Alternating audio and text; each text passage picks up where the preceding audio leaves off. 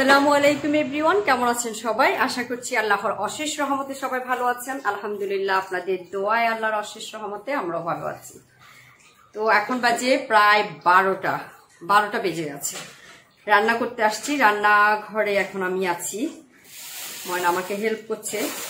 হলুদ মরিচ খালি হয়ে গেছিল, তাই না ময়না? হ্যাঁ, ওগুলো নিচ্ছস না? হলুদ মরিচের ডিব্বায় আমরা আলাদা করে নিই, বেশি যেগুলো এগুলো এখানে থাকে এভাবে, আর ছোট কোটা করে নিয়ে খাওয়া শেষ হলে আবার এখান থেকে নিতে হয়। তো শেষ হয়ে গেছিল, ময়না নিচ্ছে।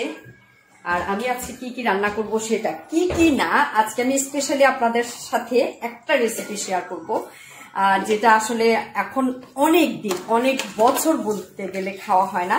তো সেটা আজকে খাবো, যেমন আমাদের মারা আগে এভাবে রান্না করতো, তো সেইভাবেই আজকে আমি রান্না করব। এটা দেখে নিশ্চয়ই অনেকেই বুঝতে পারছেন, এটা হচ্ছে কচুর ডগা, কচুর শাকের ডগা। এটা পাতা না, শুধু ডগা। আমাদের জরিনা এনে দিয়েছে, এনে একদম কেটে ধুয়ে সিদ্ধ করে দিয়েছে, আমি ফ্রিজে রেখে দিয়েছিলাম।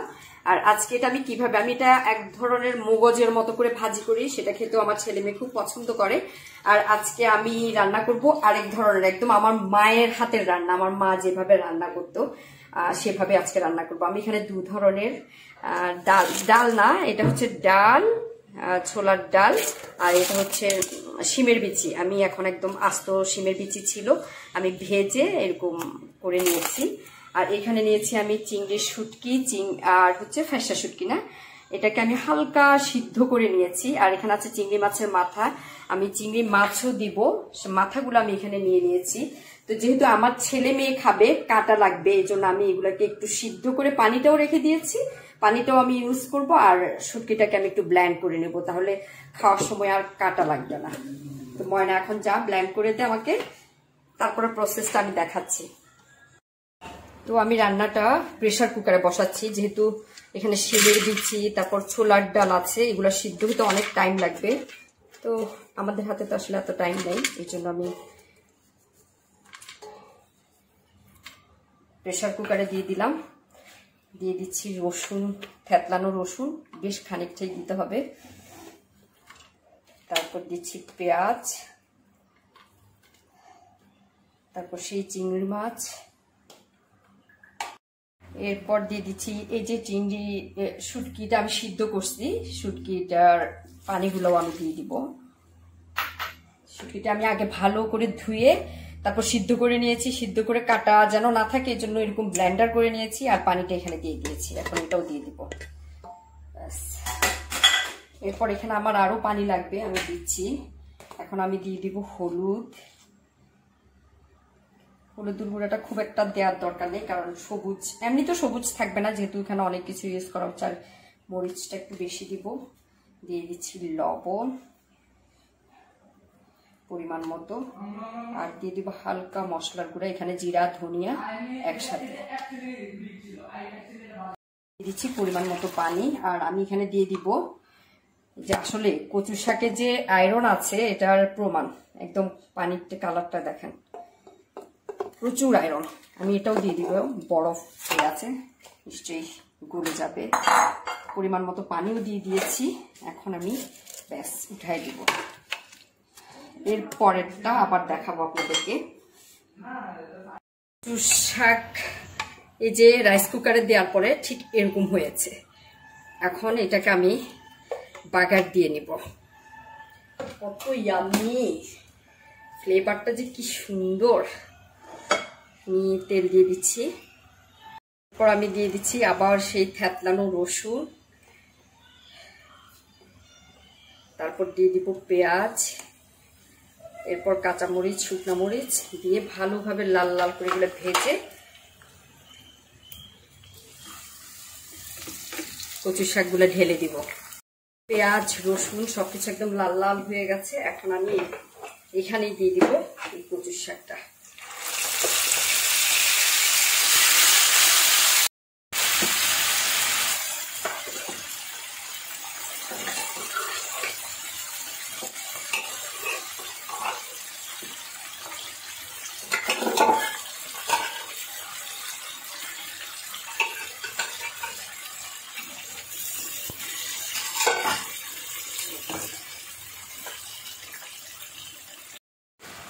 এরপর দিয়ে খুব ভালোভাবে নেড়ে চেড়ে একদম এত সুন্দর স্মেল আসতেছে বলার মতো না।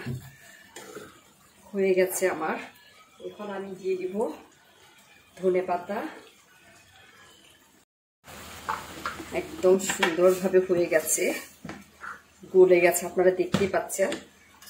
এই পর্যায়ে আমি দিয়ে দিব, আমি এখন নামিয়ে নিব, আর বেশিক্ষণ রাখতে হবে না চুলায়। আমি একটু জিরা তেলে গুঁড়া করে রেখেছিলাম, দিয়ে দিচ্ছি, এতে করে স্মেলটা আরো বেশি সুন্দর হবে। ব্যাস, এবার একটু ভালোভাবে নাড়াচাড়া করে ঢাকনা দিয়ে দিব। 5-6 মিনিট পরে আমি নামিয়ে ফেলবো। এখন খাবো কচু শাক। উপরতলার ভাবিকে পাঠাইছি একটু, আর এই যে হচ্ছে ঘিলা কলিজা ভুনা করছি। আজকে এই 2 তরকারি দিয়ে খাবো, দেখি টেস্ট করে কেমন হয়েছে। আলহামদুলিল্লাহ, আল্লাহর দরবারে শুকর। রান্না টান্না শেষ করে খেতে আসলাম, দেখি কেমন হয়েছে। আমার প্রিয় একটা খাবার, অবশ্যই এটার সাথে লেবু লাগবে, লেবু চিপে নিই।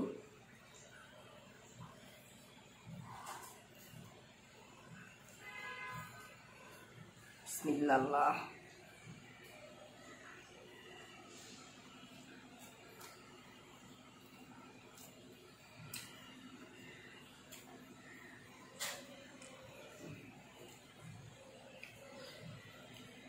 ভাত খাচ্ছি, সত্যি বলছি আল্লাহর নিয়ামত, অসাধারণ মজা হয়েছে, অসাধারণ।